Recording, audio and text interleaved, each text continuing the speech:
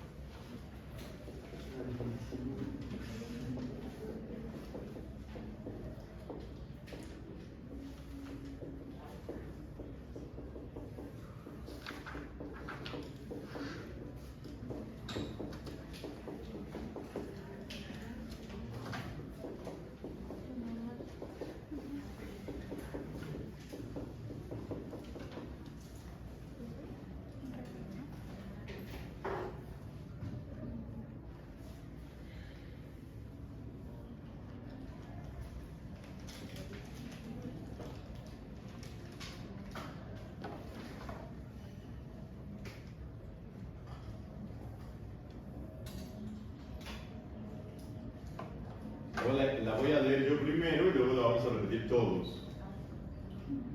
Jurisprudencia est divinarum atque humanarum rerum notitia justi atque injustitientia.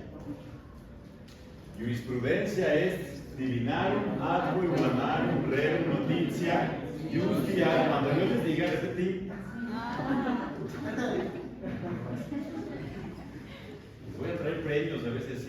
Salir una galleta. Voy a volver a decir. Jurisprudencia es divinarum atque humanarum rerum notitia justi atque injustitientia. Vamos a repetirlo todos. Empezamos. Jurisprudencia es divinarum atque humanarum rerum notitia justi atque injustitientia.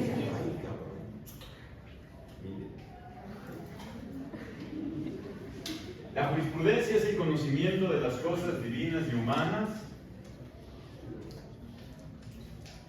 ciencia de lo justo y lo injusto.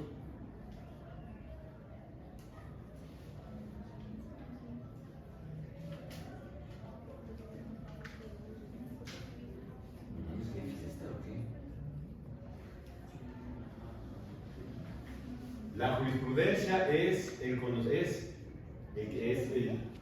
conocimiento de las cosas divinas y humanas, ciencia de lo justo y lo injusto.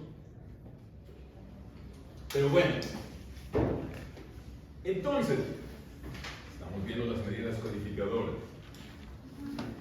Ya hablé del código gregoriano, del código hermoseniano, que eran de constituciones, y les dije justamente que lo más importante que era la jurisprudencia, que es la manera en la cual nosotros aprendemos o nos damos cuenta cómo se debe de aplicar la ley, esa no estaba codificada y estaba en comentarios perdidos. Cada uno de los juristas clásicos tenía sus propios libros o sus propios alumnos, pero no teníamos concentrada lo que era la jurisprudencia. El primer intento que se hizo para tratar de dar orden aparte de la jurisprudencia, lo hizo la hermana del emperador Teodosio II.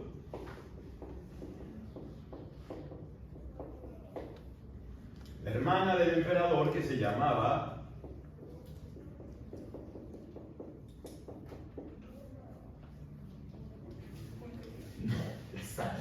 ¿dónde está el pinche acento? Entonces es Pulqueria, ¿verdad? Luego a lamerse los pinches bigotes.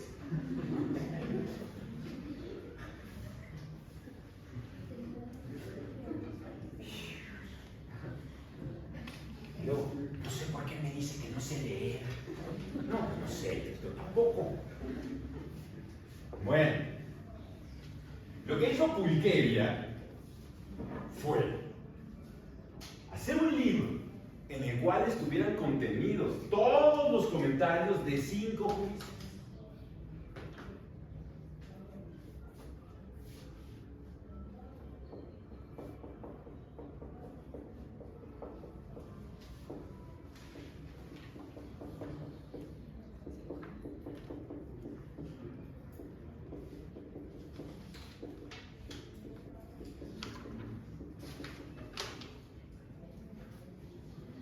de Papiniano, de Ulpiano, de Paulo, de Gallo y de Modestín.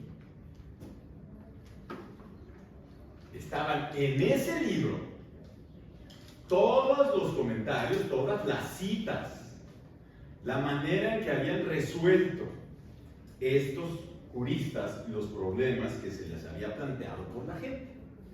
Esta compilación se llamó justamente así, Ley de Citas, que no tiene que ver con ninguna casa, sino solo porque son los comentarios de todos ellos. Entonces, este era un libro para que usaran los jueces. Cuando a un juez se le planteaba un asunto, entonces iba y revisaba los comentarios de estos 5, en lo que se conocía como el jurado de difuntos. Obviamente ya estaban todos muertos. Les preguntaba a los 5, ¿cómo resolviste este caso? Entonces, revisaba y se tomaba la decisión por mayoría de votos. Por eso eran 5. El problema es que algunas veces alguno de estos juristas no había tenido un problema parecido y por lo tanto podía haber empate. En caso de empate, ganaba Papiniano. El comentario de Papiniano era el más importante, porque ustedes ya investigaron que el más importante de todos los juristas clásicos fue Papiniano. Entonces, reitero, en caso de empate, Papiniano, el comentario de Papiniano era el que ganaba.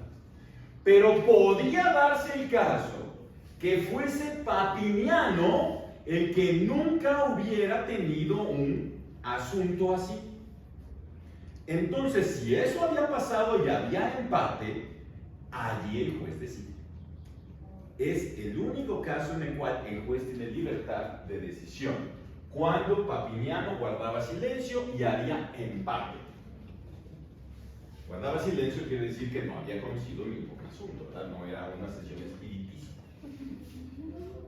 Bueno, entonces, esta ley de citas fue el primer intento que se tuvo para codificar, para compilar lo que fue la jurisprudencia clásica.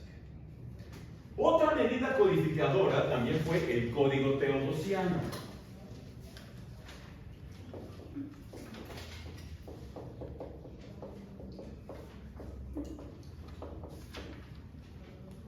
Del emperador Teodosio II, justamente del hermano de Pulqueria, del 438 a.C. El Código Teodosiano puso al día tanto al Código Gregoriano como al Hermogeniano, es decir, las constituciones que se expidieron posteriormente o algunas que ya no estaban vigentes. Lo que hizo el Código Teodosiano fue poner las nuevas y quitar las que ya no estaban vigentes.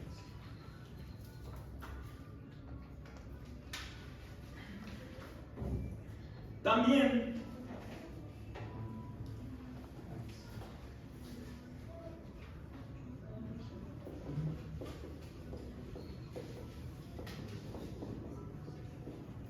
clases con reggaetón, no seas.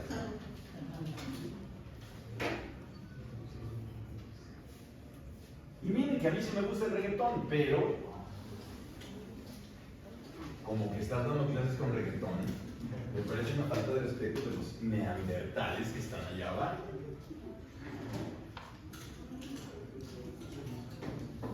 Ese es la descripción perfecta de México es esa. Estamos en la universidad, debe haber silencio, debe estar tomando clases. Mi madre, yo pongo reggaetón a todo volumen, me vale verga.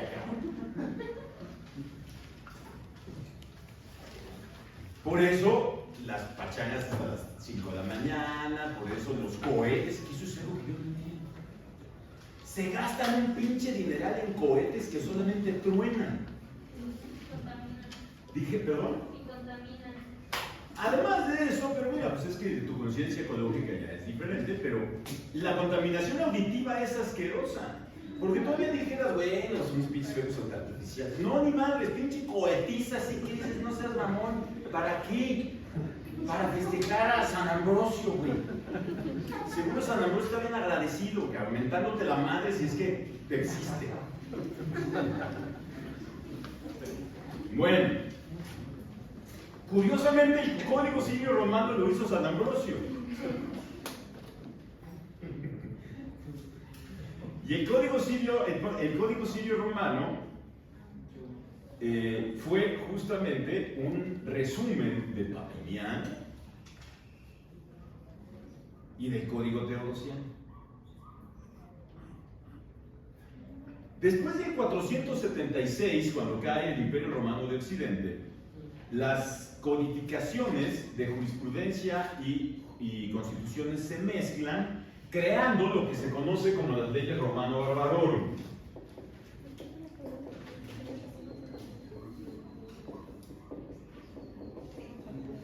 Después del 476,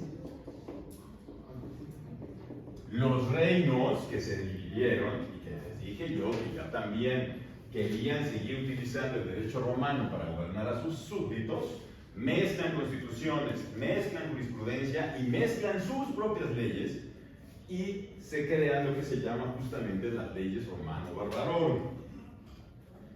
Los principales es el Breviario de Alarico,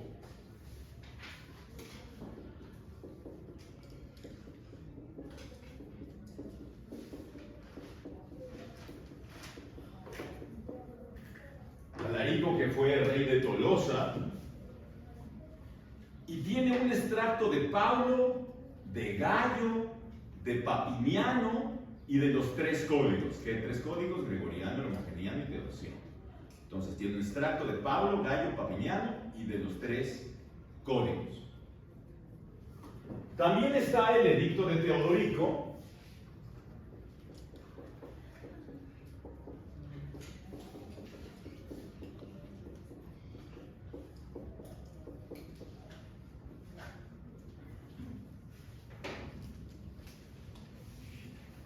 que tiene un extracto de los tres códigos y de Paulo. Esto estaba sucediendo en la parte occidente, en la parte occidental del Imperio Romano. Mientras tanto, también ya habíamos dicho que en el oriente continuaba la tradición de Augusto, continuaba el imperio, 10 siglos más, es un chingo, 1000 años más que el imperio de Occidente.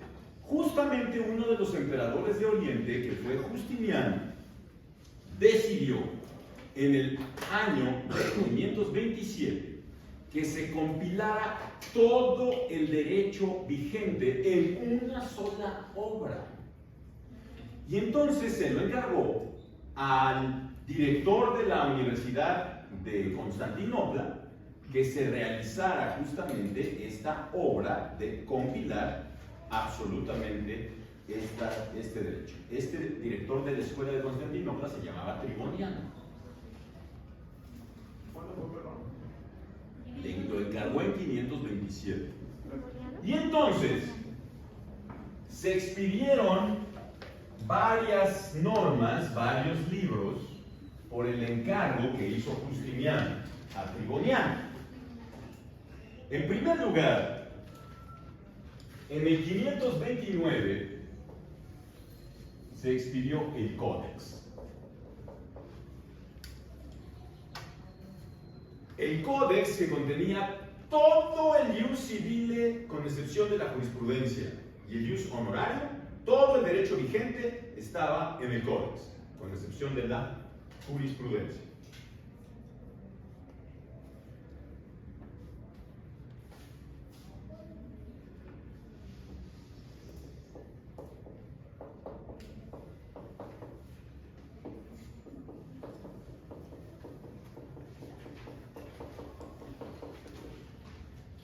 En el 533 se publicó el Digesto Pandecta, Digesto es en latín, Pandecta es en griego, que contiene toda la jurisprudencia clásica.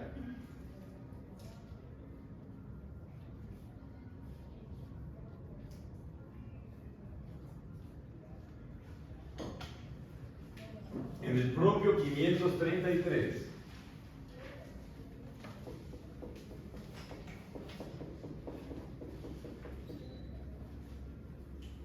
Se publicaron las Instituta. Y las Instituta es un libro de texto para estudiantes,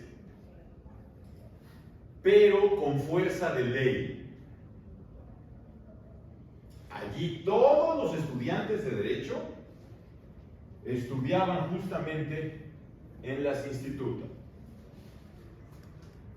Incluso aquí en la oficina del director hay un cuadro del primer director de la Escuela de Derecho de la Universidad de México, creada por Carlos V, el de los pinches chocolates. Ese güey fue emperador. Y Carlos V fue emperador de México. Y Carlos V es el que creó esta universidad. Para que nada más, cuando vean un pinche anuncio de eso, no digan, de los chocolates. Ese es ignorantazo. Y así van por la vida, ¿no? O sea, valiendo verga todo el tiempo. Bueno. Entonces, estos serán los 3 libros. Si ustedes ven, ya está completo. Aquí tenemos todo el derecho vigente. Aquí tenemos la jurisprudencia. Y aquí tenemos hasta un libro de texto. Les decía que en la oficina del director está una pintura del primer director de la Escuela de Derecho, que además fue la primera carrera que se dio en la universidad. Entonces, allí viene cómo fue su examen profesional. Y recitó de memoria las Institutas, sin equivocarse en una sola palabra o coma. Allí viene. Igualito que ustedes, güey. Entonces, como ven, insisto, ya estaba completo, pero Justiniano tenía un pedo grave, enfermo mental. Según él, era numerólogo. Y ya saben que los numerólogos, muchos de ustedes que dicen, no, la numerología y pendejadas esas. En la numerología hay números perfectos, ya les había yo dicho del 33, por ejemplo, ¿verdad?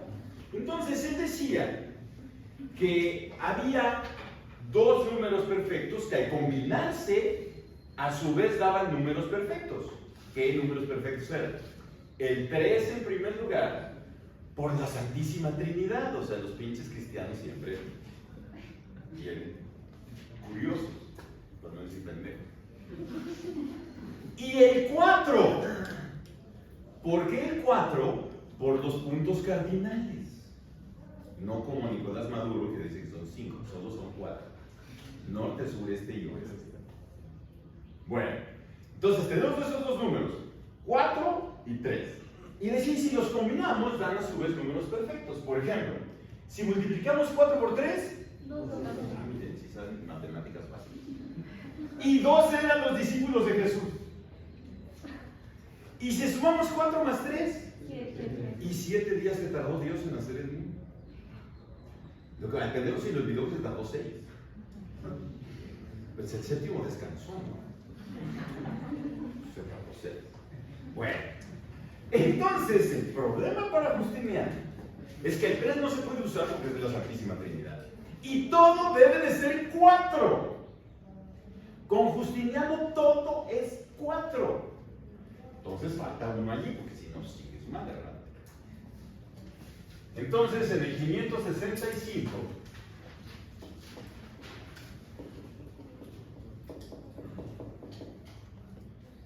se expidieron las novelas, que son las constituciones creadas por Justiniano.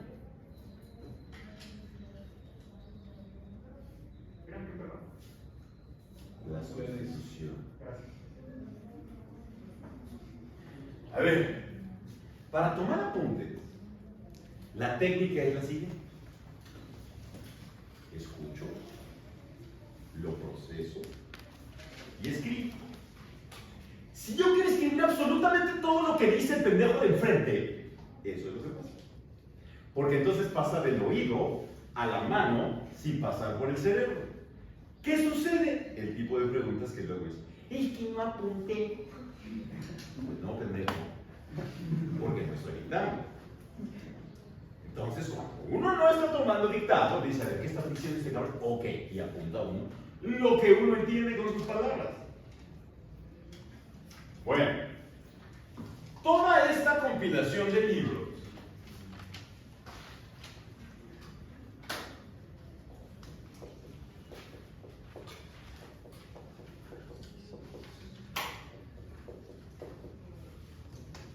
se llaman Corpus Juris Civilis. Corpus Juris Civilis. Y es la principal fuente de conocimiento que tenemos de todo el derecho romano. Gracias a esta obra que hizo Justiniano, es que conocemos la mayor parte del derecho romano. Es culpa de ese cabrón que ustedes estén aquí.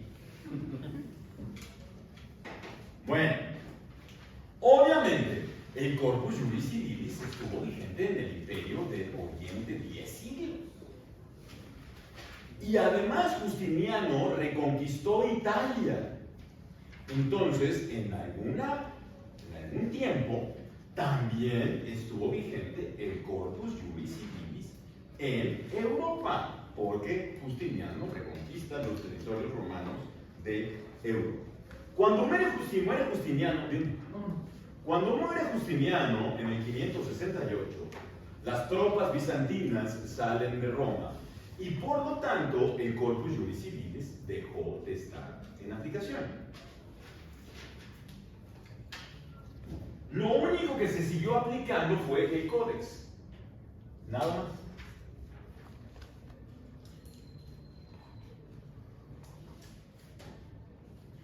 El Códex. Obviamente el digesto no, mucho menos las instituta o las novelas. Durante muchísimos años se desconoció absolutamente el Corpus Juris Civilis en Europa, solo el Códex. En el año de 1090, un monje, Irnegio,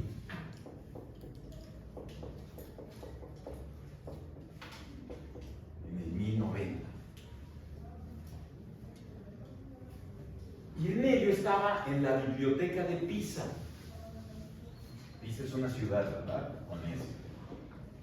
Que me dan miedo ustedes, cabrón. Estaba en la biblioteca de Pisa. Él era maestro de la Universidad de Bolonia. Y entonces estaba buscando antiguos pergaminos para dar clases de filología. Él era filólogo. ¿Qué es la filología? La ciencia que estudia el significado de las palabras. Entonces los filólogos son los que buscan el significado de las palabras. Y él, para dar su clase de filología, iba a las bibliotecas de muchas ciudades buscando pergaminos antiguos. Entonces, justamente, estando allí, encontró un palimpsesto.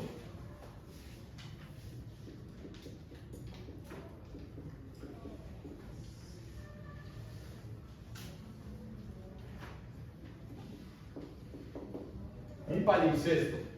¿Qué es un palimpsesto? Es un pergamino usado, raspado y vuelto a escribir encima. Porque antes, pues no era como ahora que ustedes agarran el papel y hacen avioncitos, ¿verdad? Los pergaminos eran de piel, muy caros. No papiro, pergamino. El papiro sí es de papel. Esos son egipcios. En Roma se usaban pergaminos y el pergamino siempre es de piel. Entonces, cuando se usa el pergamino, se escribe en él, pero ya no se puede volver a usar. Entonces, lo que se hacía era, si lo quería yo reusar, rasparlo para medio borrar lo que está allí y escribir otra cosa encima. Entonces él se encontró un palimpsesto. Un palimpsesto en donde estaban las cartas de San Ambrosio. Pero debajo de las cartas de San Ambrosio estaba el digesto. Entonces, cuando él ve eso, dice, mira, les voy a dar este pinche santo culero, esto está más interesante. Lo empieza a estudiar filológicamente, es decir, desde el significado de las palabras, pero de inmediato se da cuenta que es algo muy importante en materia jurídica. Y se los lleva a los abogados de la universidad, justamente, de Bolonia, de la escuela de Bolonia.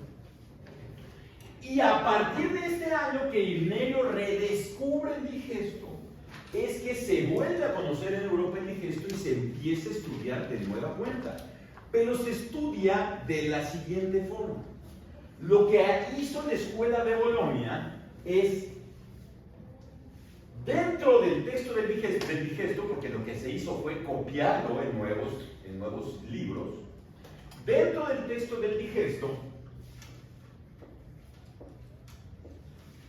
empezaban a hacerle comentarios. A un lado, en medio, arriba, abajo, le hacían comentarios. Tratando de explicar las figuras jurídicas.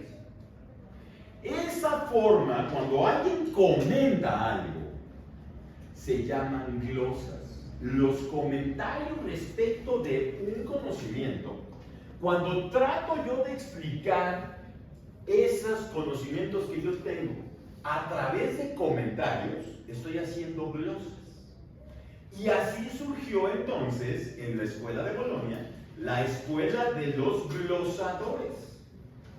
De hecho, ahora que su presidente Catiento dio el informe de gobierno, viene después lo que se llama la glosa del informe. ¿Por qué se llama glosa del informe? Porque acuden los secretarios de Estado al Congreso de la Unión a explicar lo que dijo el Caucasian. ¿Ok? Desde allá viene, de esas glosas que son los comentarios.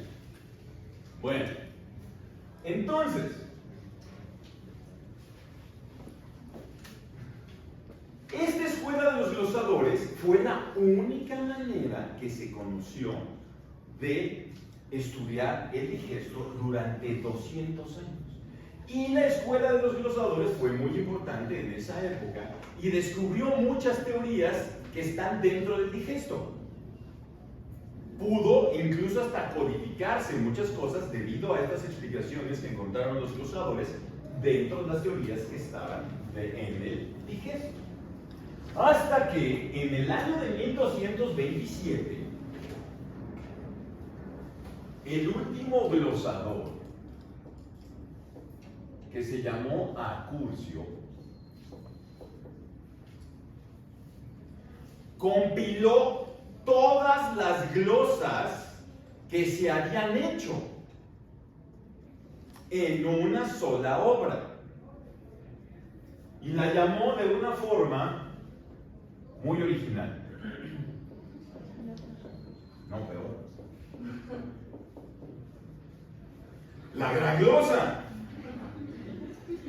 O sea, el gran comentario, ¿no? El comentariote. Y la gran glosa la utilizaban los tribunales para resolver. Hasta había un principio general del derecho en aquella época que decía: lo que la glosa no prevé, el tribunal no lo reconoce como derecho.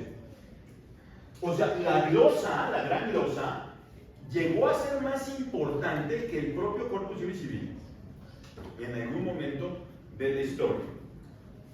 Desafortunadamente, como siempre pasa con la hueva de la gente, en lugar de seguir estudiando y creando nuevas cosas, llegó una nueva escuela basada en los glosadores.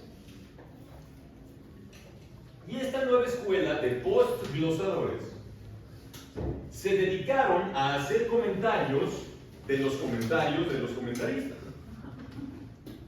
Entonces, si bien los glosadores habían encontrado todas las teorías dentro del digesto, Los postglosadores lo único que hacían era dividir esas teorías en subdivisiones, divisiones de esas subdivisiones, para verdaderamente llegar a conclusiones absurdas. Cuando la historia se refiere a los postglosadores, dicen, cuando el asunto es muy fácil, hablan mucho. Cuando el asunto es difícil, no dicen nada. Y si el asunto se presta a controversia, nunca se ponen de acuerdo. O sea, como dos chairos discutiendo sobre la Guardia Nacional. Entonces, así eran justamente los postglosadores, que realmente tenían una preparación muy mediocre. Sumamente mediocre. Bueno, pero evidentemente influyeron en cómo llegó el derecho romano hasta nuestros días. Obviamente, todos los países de Europa vivieron bajo las leyes romanas durante muchísimos siglos. Lo más común para alguien es adoptar un sistema que conocen, un sistema que funciona y al cual están habituados. Entonces, todos los países empezaron a insertar instituciones romanas dentro de sus sistemas jurídicos. Y cuando viene el gran movimiento codificador, que es del siglo XIX, en el siglo XIX, en Europa se empezó a sentir la necesidad de compilar, de hacer códigos para hacer más fácil, más manejable el derecho. Y entonces surgió el primer código civil de la historia, que es el Código Civil Suizo, que para acabar de joder es un pariente mío. De hecho, el Código Civil Suizo a la fecha se llama el Código Huber. Después vino el Código de Napoleón, 10 años después del Código Suizo. Y el Código de Napoleón permeó aún más en los distintos sistemas jurídicos contemporáneos. El Código de Napoleón primero llegó a Argentina, porque es una mentira luego lo que les platican en sus clasecitas, de que nuestro Código Civil es heredero del Código de Napoleón. Es una mentira asquerosa. A nosotros nos llegó el Código Civil por el Código Civil argentino. Entonces, los abogados mexicanos que fueron a estudiar a Argentina trajeron el Código Civil de allá, del argentino, no del Código francés. Aunque también México estuvo bajo el sistema romano desde que fue conquistado por los españoles. El derecho español, el fuero juzgo, la Constitución de Cádiz, todos esos ordenamientos que había y que estaban rigiendo en México eran basados en derecho romano. De hecho, fíjense, por ejemplo, ¿cómo se llama el nombre oficial del Zócalo de la ciudad? Plaza de la Constitución. Plaza de la Constitución. ¿Pero de cuál Constitución? ¿Por qué me caes? Nada más se me ocurrió. Ni que decía Para dar vigencia a una ley, para que una ley sea válida, se tiene que dar a conocer. Por eso es que las leyes ahora se publican en el Diario Oficial de la Federación. Cuando una ley va a empezar a ser vigente, se publica en el Diario Oficial de la Federación, y a partir de la fecha que diga que es vigente, a partir de ese momento, la ley comenzará su vigencia en el espacio y en el tiempo. ¿De acuerdo? Pero antes, para dar a conocer las leyes, cuando no había imprenta, ¿qué se hacía? Se le daba el pregón. ¿Qué es eso? Una persona en la plaza pública la leía enfrente de todos. Ese señor se llamaba pregonero. Bueno, la Constitución de Cádiz se leyó en el Zócalo capitalino y por eso se llama Plaza de la Constitución, porque allí se leyó para darle vigencia. Para que le enseñen hoy otra cosa a su mamá. Bueno, entonces reitero, ¿por qué estudiamos derecho romano hasta el día de hoy? Porque la mayor parte de los sistemas jurídicos del mundo occidental se basa en derecho romano. La base de todo el sistema jurídico mexicano es derecho romano. Y por eso lo seguimos estudiando hasta el día de hoy. ¿De acuerdo? Bueno, Vamos a ver ahora los conceptos generales jurídicos, los conceptos generales del derecho.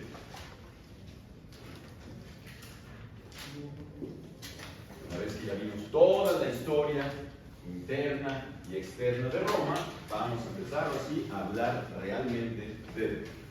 El primer concepto general que los romanos previeron que se debía de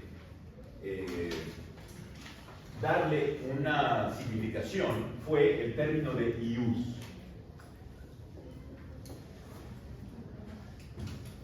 El derecho, ¿verdad?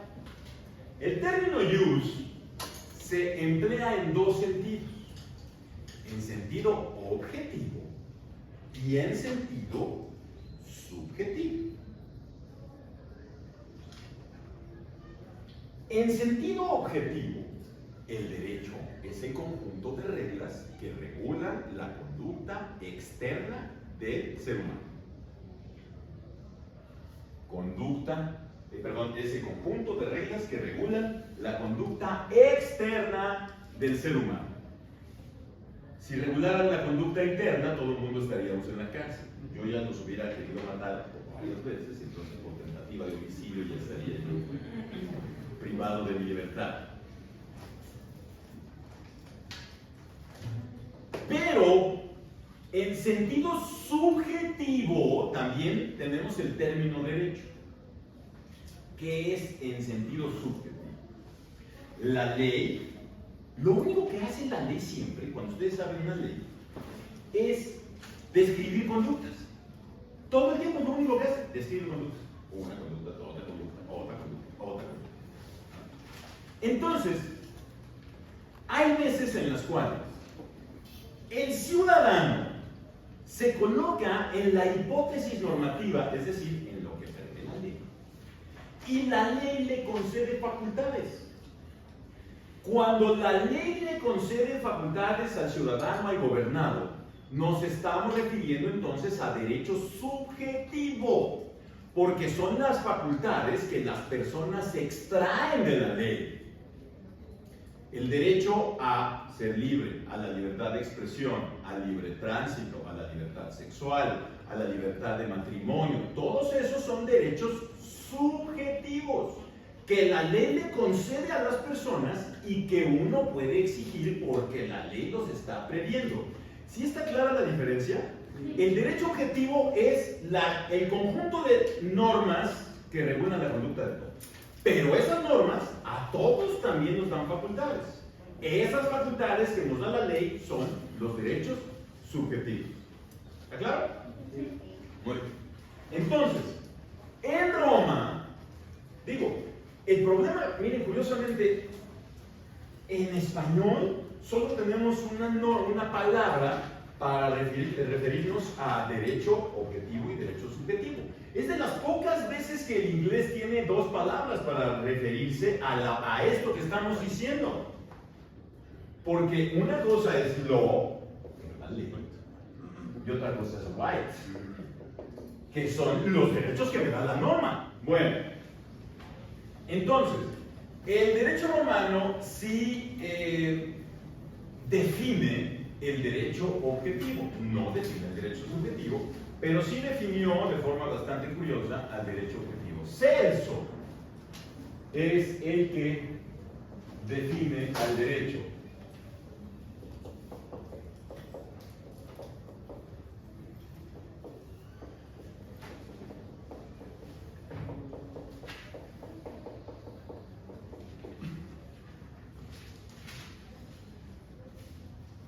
Ius est ars bone et aequo. El derecho es el arte de lo bueno y lo equitativo.